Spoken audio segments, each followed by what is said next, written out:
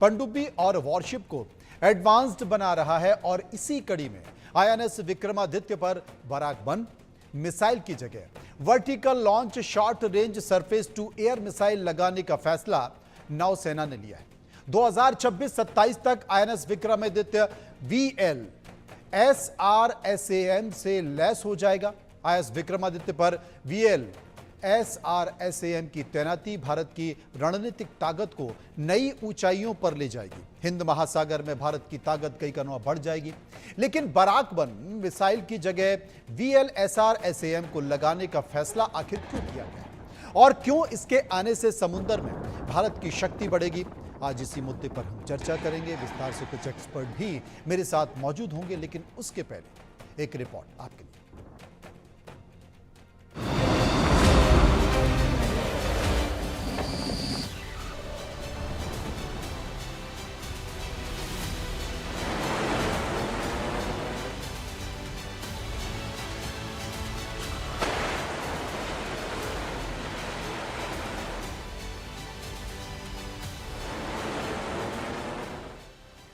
नौसेना का super power plan, Hind के दुश्मन परेशान।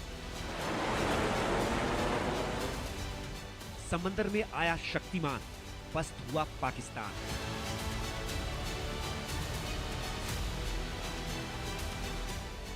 भारत का बढ़ा फायर पावर, चीन पाकिस्तान कांपे थरथर। समंदर में हिंदुस्तान की ताकत बढ़ रही है। भारत की ताकत देख हिंद के दुश्मनों की नींद उड़ रही है। समंदर में भारत की इस शक्ति को देख पाकिस्तान परेशान है। आईएनएस विक्रमादित्य के फायर पावर को देखकर चीन हैरान है।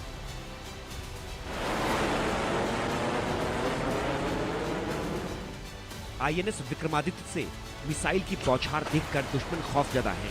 पाकिस्तान दहशत के साए में है और आतंकिस्तान का ये खौफ तब और बढ़ गया जब खबर आई कि INS Vikramaditya vertical launch short range surface to air missile यानी VLSRSAM से लैस होगा। Vertical launch short range surface to air missile को DRDO ने विकसित किया है, जो भारतीय नौसेना और वायुसेना के लिए डिजाइन किया गया है।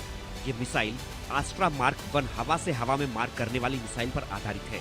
इसे नौसेना के युद्धपोतों पर तैनात करने के लिए तैयार किया गया है।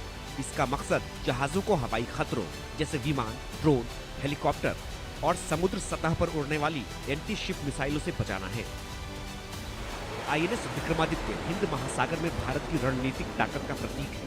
फिलहाल ये पोत इजराइल की बराक 1 मिसाइल सिस्टम से लैस है, लेकिन नौसेना अब इसे स्वदेशी VL SRSAM से लैस करने जा रही है।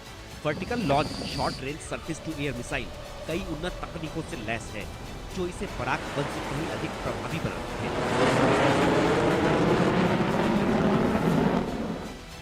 इस मिसाइल को वर्टिकल लॉन्चर से लॉन्च किया जाता है, जो 360 डिग्री कवरेज देता है।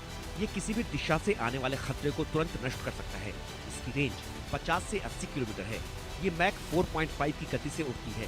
मिसाइल में स्मोकलेस सॉलिड प्रोपेलेंट मोटर है, जो लॉन्च के बाद धुआं नहीं छोड़ता। इससे मिसाइल का पता लगाना मुश्किल हो जाता है। यह पिन पॉइंट सटीकता के साथ लक्ष्य को नष्ट करती है। मिसाइल का वजन 170 किलो, लंबाई 3.93 मीटर और व्यास 178 मिलीमीटर है। इसमें 4 छोटे पंखों वाला डिजाइन है, जो इसे हवा में स्थिरता देता है। आईएनएस विक्रमादित्य पर बराक 1 को VLSRSAM से बदलने की कई वजहें हैं। बराक 1 इजराइल से खरीदा गया है, जबकि VLSRSAM स्वदेशी है। इसके अलावा VLSRSAM की रेंज, गति और सटीकता बराक 1 से कहीं बेहतर है। यही वजह है कि नौसेना ने बराक 1 की जगह VLSRSAM को आईएनएस विक्रमादित्य पर तैनात करने का फैसला लिया। इससे समंदर में न सिर्फ भारत की ताकत बढ़ेगी, बल्कि दुश्मन की हर साजिश नाकाम होगी। Bureau report, India News. विस्तार से चर्चा करेंगे, समझने की कोशिश करेंगे। Group captain retired Tapesh Chaudhary, जो कि डिफेंस एक्सपर्ट हैं, इस वक्त हमारे साथ मौजूद हैं। रवि कुमार गुप्ता, पूर्व निदेशक DRDO, हमारे साथ मौजूद हैं। सबसे पहले मैं रवि कुमार गुप्ता साहब के पास चलूंगा। गुप्ता जी, अगर VLSRSAM की बात करें तो ये आने वाले समय में भारत के लिए कितनी फायदेमंद होगी युद्ध के तौर पर? नमस्कार, धन्यवाद इस शो में शामिल करने के लिए। देखिए, जैसा कि आपने बताया, इसके बारे में हम छोटे से नोट में दिखाया, तो vertical launch short range surface to air missile क्या है? ये क्विक रिएक्शन मिसाइल है। क्विक रिएक्शन मिसाइल क्या होता है कि जब दुश्मन का कोई मिसाइल या कोई हवाई जहाज दुश्मन के हमला करने के लिए किसी पोत पे उसके नजदीक आ चुका होता है, तो हमें उस, आप देखिए कि एक एक जो हमारा पानी के जो युद्ध पोत हैं, उनकी कीमत हजारों हजारों करोड़ में होती है। तो ये एक बहुत और बड़ा विशाल होता है।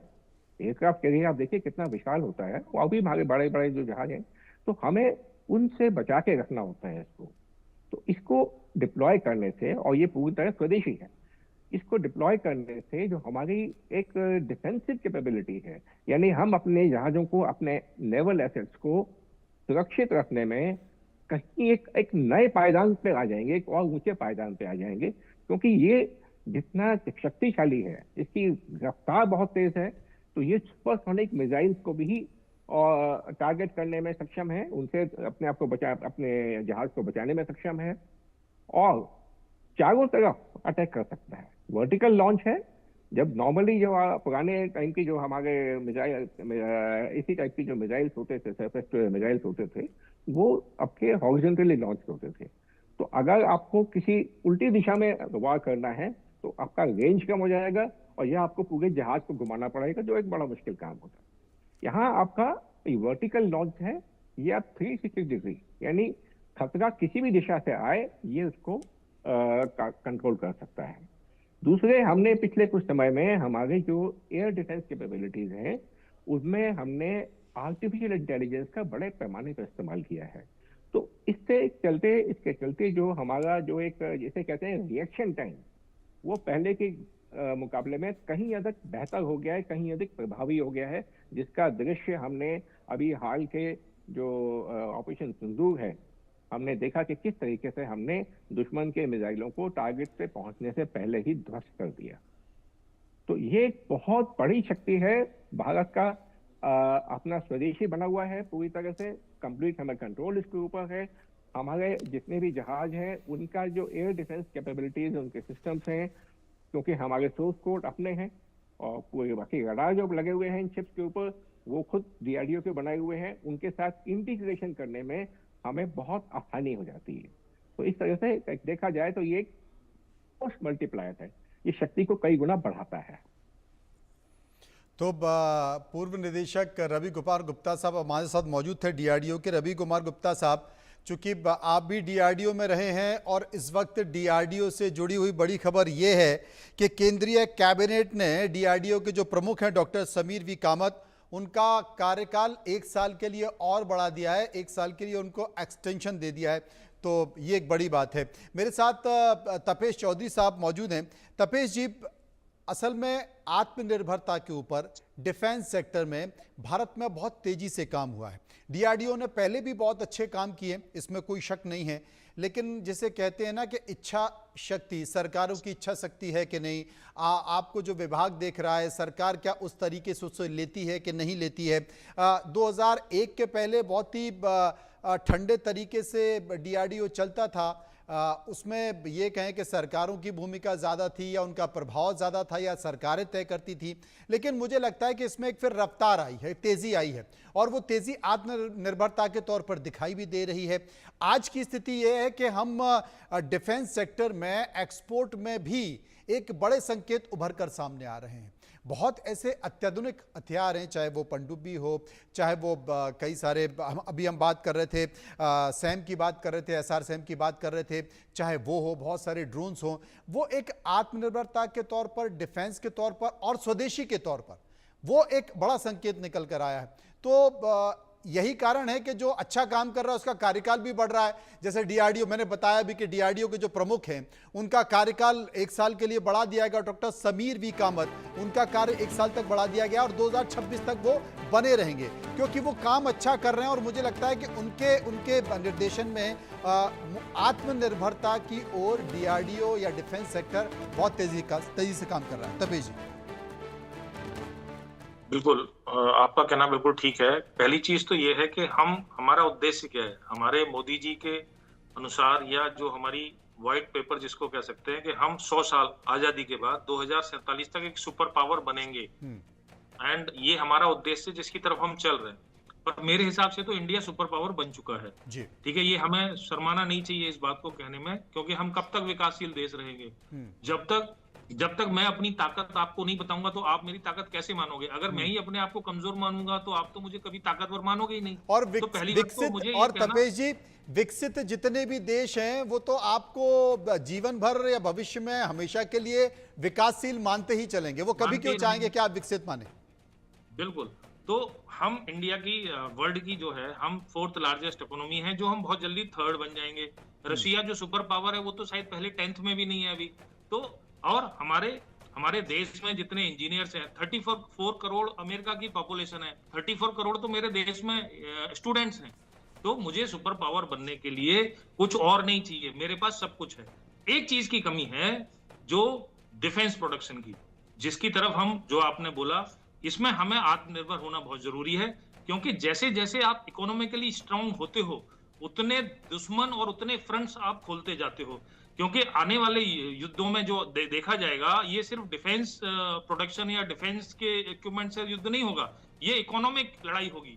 तो इकोनॉमिक लड़ाई से अपने आप को सुरक्षित करने के लिए आपका डिफेंस प्रोडक्शन में आत्मनिर्भर होना बहुत ही एक सराहनीय कदम है, जिसकी तरफ हम बढ़ रहे हैं। एक एग्जांपल देता हूं, 2013-14 में से अगर मैं 2024-25 फाइनेंशियल ईयर को कंपेयर करूं, इस आत्मनिर्भरता की तरफ, हमारा 25,000 करोड़ रुपए का लास्ट ईयर डिफेंस एक्सपोर्ट था, जो 34 टाइम्स है 2013-14 से। तो ऑलरेडी एक लगभग 34 गुना है। तो हम इसकी तरफ बहुत अच्छी तरह से बढ़ रहे हैं। और ये जो सिस्टम है, ये सिस्टम जो इजराइल से मंगाया हुआ बराक 1 सिस्टम है, बेसिकली उसको रिप्लेस करने के लिए है। बराक 1 हमारे एयर डिफेंस का एक मजबूत हिस्सा है, जो 10-12 किलोमीटर की रेंज पे टारगेट को डिस्ट्रॉय कर सकता है। और इसकी जो कैपेबिलिटीज हैं वो बराक 1 सिस्टम से बहुत ज्यादा हैं, और ये एयरफोर्स और नेवी के लिए बनाया जा रहा है।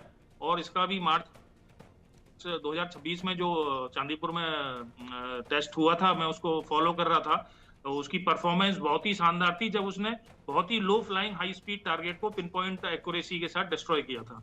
तो ये आत्मनिर्भरता की जो हम बात कर रहे थे, हम सुपर पावर हैं, हमें डिफेंस में अपने इक्विपमेंट पे भरोसा दिखाना है, अपने इक्विपमेंट का प्रोडक्शन करना है और डिफेंस का एक्सपोर्ट बढ़ाना है, तभी हम एक एक्चुअल सुपर पावर, मैं तो आज भी मानता हूं, पर जिस दिन आप 100% डिफेंस में निर्भर हो जाएंगे, जैसे अब तेजस का मामला अटका हुआ है, अमेरिका ने अटका दिया, F404 F414 इंजन नहीं दूंगा मैं, तो अब हमारा तेजस का प्रोडक्शन, तो ये चीजें जो हैं हमें मेंटली और इकोनॉमिकली और इमोशनली बहुत ज्यादा हर्ट करती हैं, और जिससे हम नहीं बढ़ पाते आगे अपनी चीजों को लेके, हमारे प्लान्स को डिस्टर्ब करती हैं। लेकिन जब हमारा प्रोडक्शन इन हाउस होगा, तो उसकी जो सप्लाईज हैं, उसके जो रिक्वायरमेंट हैं, आप जब चाहे तब उन रिक्वायरमेंट्स को फुलफिल कर सकते हैं। देखिए, आप विदेश से जो मिसाइल्स है ना, आप इक्विपमेंट तो खरीद लेते हैं, लेकिन आप मिसाइल्स को बहुत ज्यादा दिनों तक स्टोर नहीं कर सकते अगर उनका यूज नहीं है, क्योंकि everything has a cost and everything has a expiry. तो हर इक्विपमेंट की एक्सपायरी होती है, तो आप एक लिमिटेड अमाउंट ही स्टोर कर सकते हैं। लेकिन जब प्रोडक्शन लाइन आपके देश में खुली हुई है, तो आपको स्टोर की भी जरूरत नहीं है, तो आप पैसा भी बचाते हैं और विद कॉन्फिडेंस बचाते हैं कि मेरी प्रोडक्शन लाइन है, जब मुझे ज्यादा जरूरत पड़ेगी तो मैं उसको खोल लूंगा। तो ये सब चीजें एक सुपर पावर बनने के लिए बहुत जरूरी है। बस इतना ही कहना है मनोज जी। बिल्कुल, तमाम सारी बातों के बीच एक बहुत संकेत निकल कर आया कि भारत आत्मनिर्भर बन रहा है। हम चौथी बड़ी अर्थव्यवस्था बन चुके हैं और तीसरी बड़ी अर्थव्यवस्था बनने जा रहे हैं। डिफेंस सेक्टर में भी हम अब एक बड़े पैमाने पर एक्सपोर्ट के तौर पर जा रहे हैं। कई ऐसे देश हैं जो हमारे हथियारों को लेने के लिए बेकरार हैं, क्योंकि उन्होंने अपनी मारक क्षमता का परिचय दे दिया है, और उसकी एक बानगी अभी भारत पाकिस्तान तनाव के बीच भी देखी गई है। बहुत बहुत शुक्रिया करेंगे हम गुप्ता जी का, शुक्रिया हम करेंगे तपेश जी का, जो मेरे साथ इस चर्चा में मौजूद रहे। आगे बढ़ते हैं और बात